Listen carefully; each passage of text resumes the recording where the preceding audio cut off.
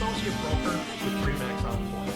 This short video will answer the most commonly asked questions about selling real estate. As a full-time associate broker with a lifetime of experience in the housing industry, I understand the issues and concerns of today's home seller, regardless of why they're selling. Here at Remax Encore, we have developed a proven and professional process for getting homes sold. So let's get started. We start with a comparable market analysis, also known as a CMA. I'll create this CMA based on homes in your area, matching homes specific to your criteria. We review this information together, and we come to a marketing price together. We'll discuss the current market trends and property values as they reveal an accurate listing price for your home.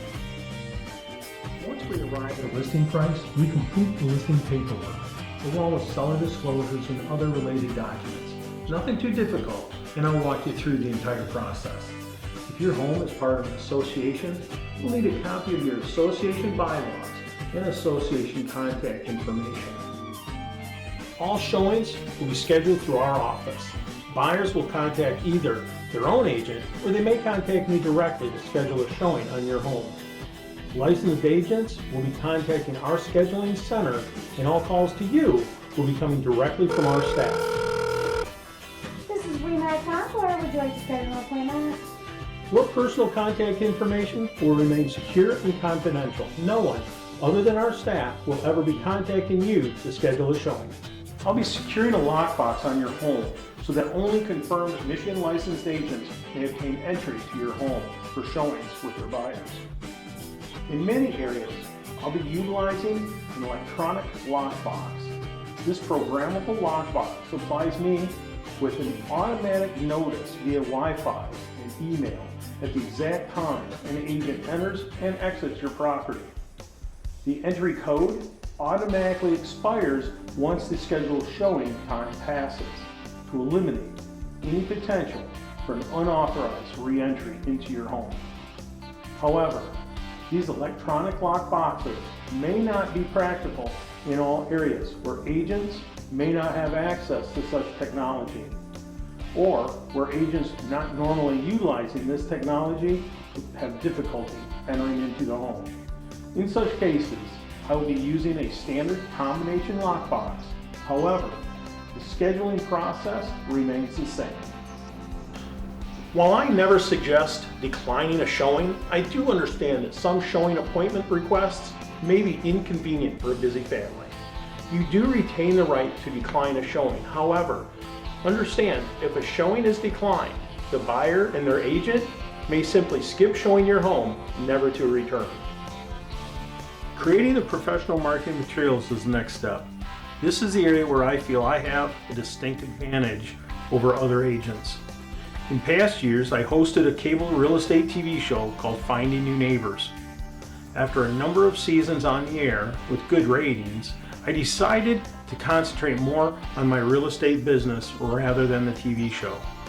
However, I retained all of the studio equipment from the show, such as the cameras, the lighting, drones, and even the teleprompter. And I put those tools to good use by creating marketing materials and videos, and so that buyers can take them during their showings and open houses to help them remember my listings over others that they may have just recently seen. Once the marketing materials are created, your property is placed on the MLS. However, my marketing goes well beyond just the MLS. Each of my listings receive their own personalized website and a QR code that leads buyers directly to the personalized website. The QR code replaces the old soggy and wrinkled paper highlight sheets left in the side of the road in those plastic boxes. Potential buyers can scan the QR code on their smartphone and see all the information and photos instantly. Beyond the MLS and the QR code and the personalized website and custom video and professional photos, Remax creates additional marketing materials, and your listing will be posted on over 1,200 additional websites such as Zillow, Trulia, and many others. I also market heavily on many social media sites, and I do live broadcasts from open houses and other live walk-around tours of my listings. I do understand many sellers with privacy concerns prefer not to have open houses, and I'm fine with that. However, I do make them available for those who would like. Ultimately, our goal is to receive the highest possible offer. Offers are not only about the price. It's important to understand the terms and conditions as well. I review each offer with my sellers, verifying the ultimate impact of each offer on the seller regarding price, terms, and conditions. Some of the more important concerns within an offer may be the closing date or occupancy date after the closing. Understanding the mortgage type can also play a big part in understanding some of the potential lender requirements. The EMD or earnest money deposit may also be negotiated. We also want to know what inspections are required and if the seller concessions are requested in the offer. Some offers may also include requests for personal items known as chattel, such as pool tables or lawnmowers, or even a swing set. Reaching an acceptable offer is the first challenge of the transaction. As a certified negotiating expert, known as a CNE designation, I'm here to assist in all areas of your transaction. Once an offer is accepted, due diligence must be maintained by all members involved in the process. Buyers typically schedule their home inspection soon after the offer is accepted, followed by the mortgage appraisal. Each of these elements may result in needing to renegotiate if an issue is found, either from the home inspection or a challenging appraisal. When needing to renegotiate due to a home inspection issue, there are typically three options. The seller could simply repair the issue and the problem is solved, or the sale price could be renegotiated to offset the issue. If neither of these options work, the third option is a mutual release, signed by all parties, and the search for a new buyer continues. Of course, other options may be available if all parties agree. If an issue is found during the appraisal, four options remain. First, the appraisal could be challenged with support from data supplied by either or both agents involved. This works some of the time, but not always. The second option is to reduce the price to match the appraisal value. The third option is the buyer could still pay the difference or a portion of the difference, and the seller could simply reduce the sale price to the balance of that difference. Of course, the fourth option is, once again, a mutual release. If a mutual release is required due to a legitimate cause for the buyer not being able to proceed with the purchase, the EMD is refunded to the buyer.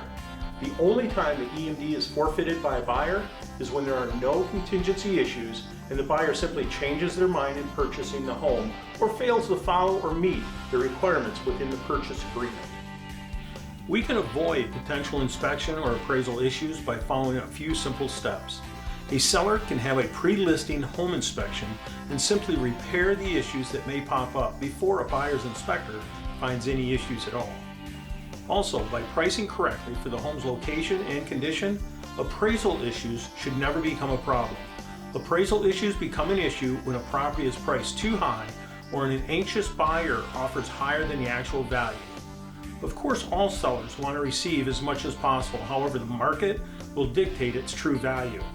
A good understanding of the CMA will reveal the correct listing price.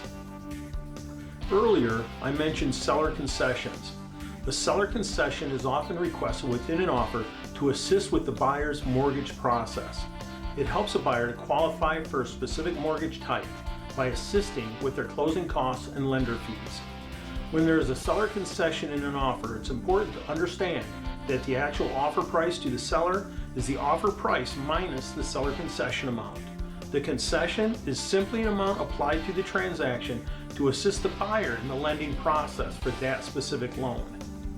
Let's talk briefly about the closing date on the purchase agreement. These dates are an estimated anticipated date to close. If this date cannot be met for any reason, an extension is required in order to proceed. It's a single document that needs to be signed by all buyers and sellers within the transaction and often witnessed by the agents. Proper execution of due diligence by all parties will often prevent these issues. However, they do happen. I also mentioned the word occupancy earlier in this video. Of course, the buyers want to move in to their new home.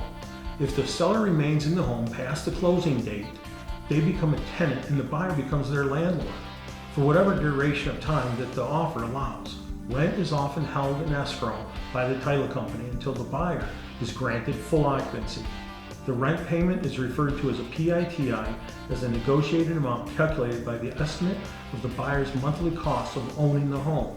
PITI stands for the buyer's new principal, interest, taxes, and insurance, and all utilities remain in the seller's name until they vacate the home and occupancy is granted to the buyer.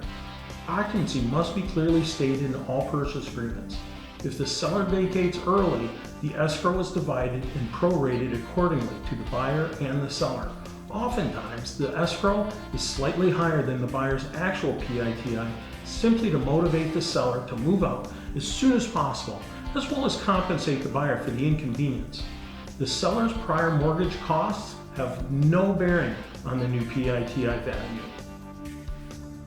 In conclusion, I first hope this presentation has been helpful in the understanding of the real estate marketing and sales process.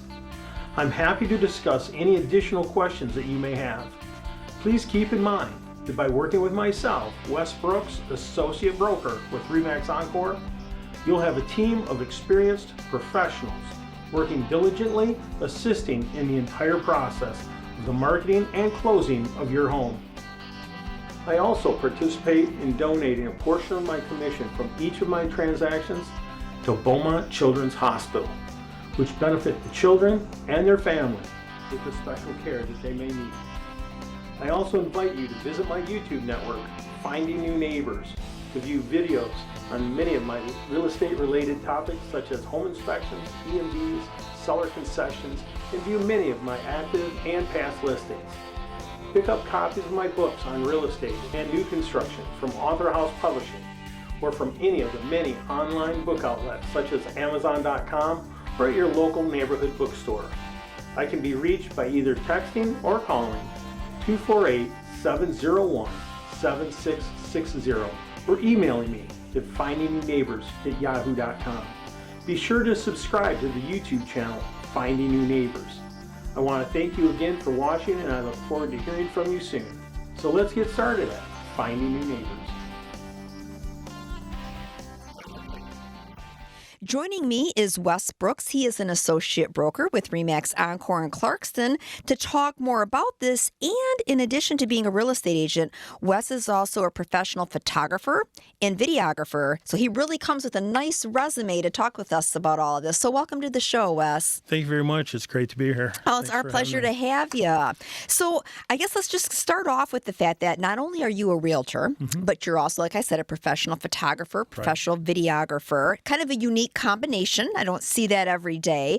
Does the photography kind of come in with being a realtor? Was this something that predated your real estate license? Well, what happened was back in the 70s, I got interested in photography. And by the late 70s, I was doing weddings and Little League photos and motocross races and